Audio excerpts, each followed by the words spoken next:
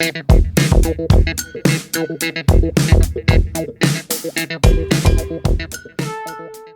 guys, what is up? This is Matthew Davis, me once again. Welcome back to the movie review, aka after I saw this time, it is going to be on Mortal Kombat 2. After the events of Mortal Kombat 1, which came out in 2021, a sequel was more than likely to happen as we got a glimpse of Johnny Cage in the last movie, and now he is fully present in this film as he goes to the realm of Mortal Kombat to face off in a one-on-one tournament run by Shao Kahn, who is the main baddie of the movie. And throughout the film, it is exactly what you expect. Fighting, blood, gore, you name it. Everything that was in Mortal Kombat is pretty much present here. I mean, not every single character makes an appearance, but you pretty much know exactly what you're in for when coming into Mortal Kombat 2. You do not come for anything major when it comes to its storyline, because of course that's one of the downfalls of Mortal Kombat. Even when it comes to the modern games, they try really hard to bring in a cinematic storyline when ultimately you're just there to fight. Nothing more. You came for the fatalities and all that, but when you're adapting something into a movie, yeah, that's where critics can mostly be harsh with when it comes to video game adaptations, because they felt that way with the Super Mario movie, both Mario movies, but ultimately, if it's a video game movie, it just really depends. But I didn't really expect anything major because, honestly, I do feel like the story is messy because, you know, there are some times in the movie where it comes to its one-on-one battles, but then there's a part where it does slow down in order to focus a little bit more on character development and building up characters. That way they'll have a really, like gripping payoff when it comes to their battles. But even though that's definitely a negative when it comes to some of the storyline and the movie overall, I still had a great time watching this movie. It gave me exactly what I wanted. Because, I'm gonna say it, I didn't mind the first Mortal Kombat movie. I didn't think it was amazing. There were definitely some faults with that film, one of the biggest ones being the protagonist of the movie, Cole. He was very generic and felt more like, a video game, customizable video game character like Avatar or whatever, rather than a full-on new addition, welcoming addition to the Mortal Kombat formula. But thankfully, he is scrapped. Well, in a way that, they just want you to completely forget about Cole, and you won't mind it. It definitely feels like, they listened to the feedback from how people felt about the first movie and definitely wanted to focus a lot more on the characters, specifically the ones that you know and love, like Katana. She has a major part to this movie, and I feel like it definitely manages to do, a heavy amount of character development for her, as well as, when it comes to other popular characters. I'm not like the biggest Mortal Kombat expert when it comes to their characters, but I know who Johnny Cage is, I know who Liu Kang is, I know who Shao Kahn is, and they do a lot of justice for these characters. And I really like how intimidating Shao Kahn is. And easily one of the biggest, great additions to these Mortal Kombat movies is Kano.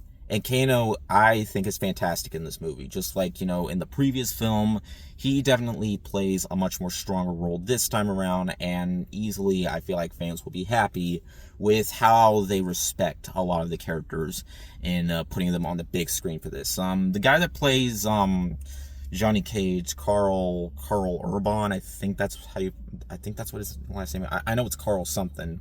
He was surprisingly solid enough, even though he is much older.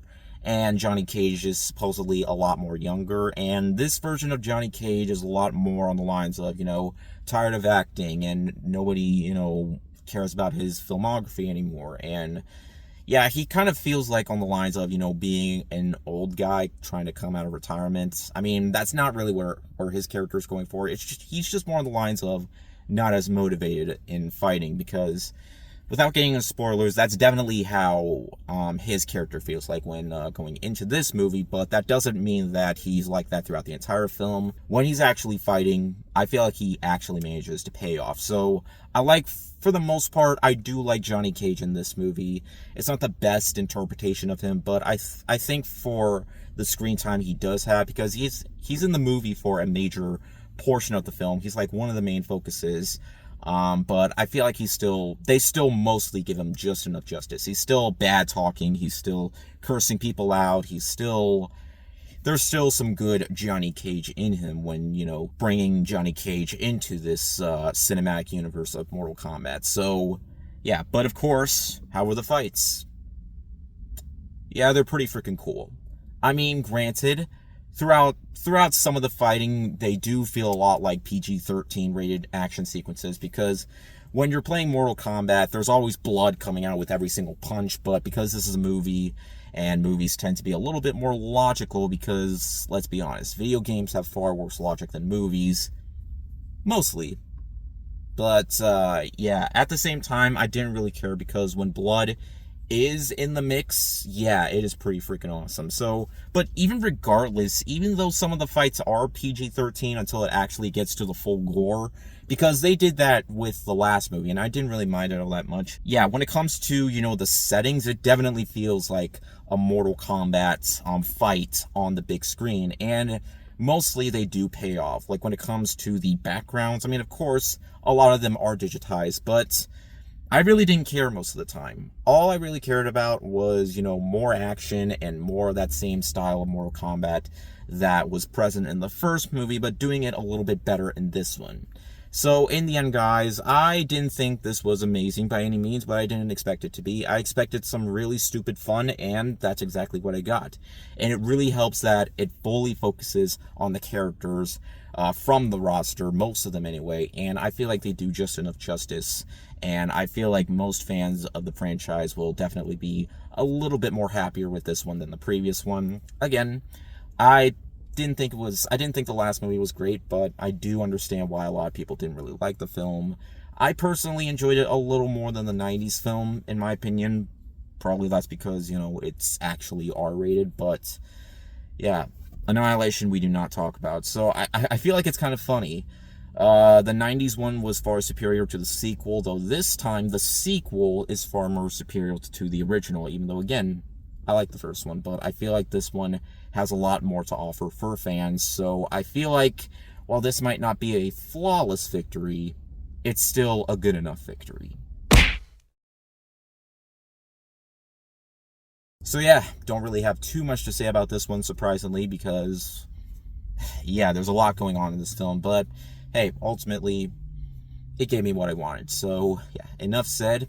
Anyways, thank you guys so much for watching. If you enjoyed this video, be sure to like and maybe subscribe for more. You can also follow me on Twitter, Instagram, or maybe Blue Sky. Links are in the description. And I'll see you guys later. Word out.